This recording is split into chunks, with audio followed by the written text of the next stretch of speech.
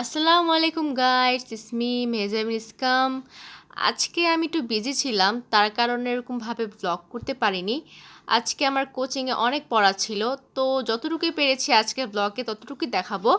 আজকে জাস্ট লাঞ্চের আমি একটা ব্লগ দেখাবো, আর ফুল ডেইলি ব্লগ মানে ফুল ব্লগ আমি দেখাবো হচ্ছে শুক্রবার দিন। আপনারা শুক্রবার দিন আমার ফুল ভিডিও দেখতে পারবেন। আজকে জাস্ট লাঞ্চের ব্লগ দেখাবো। আজকের ওয়েদারটা খুবই ঠান্ডা, মানে বৃষ্টি পড়েছিল সকালবেলায়, এখন ওয়েদারটা অনেক ঠান্ডা। এই ঠান্ডা ঠান্ডা ওয়েদারে অবশ্যই সবার ঝাল ঝাল কিছু লোভনীয় খাবার খেতে ইচ্ছে করে। আমারও আজকে একটা মজাদার খাবার খেতে ইচ্ছে করছে, বাট আম্মু বলেছে আজকে খিচুড়ি রান্না করবে, তাই আমি আর বলিনি আজকে কী খাবো।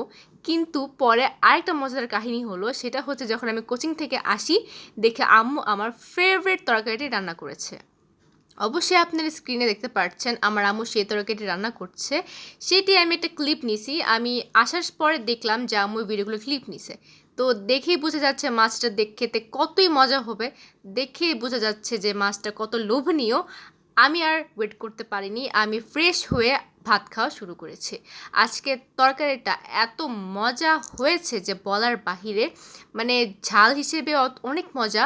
আপনারা প্লিজ ট্রাই করবেন এই তরকারিটি এবং আপনারা কমেন্টসে জানাবেন এটা কী মাছ ছিল। তো আজকে এতটুকুই ব্লগ করব, ইনশাল্লাহ প্রতিদিন কিছু না কিছু নিয়ে আপনাদের সামনে আসব। আজকের জন্য এতটুকু, ইনশাল্লাহ আপনাদের সাথে নেক্সট ডেতে দেখা হবে। আল্লাহ হাফেজ।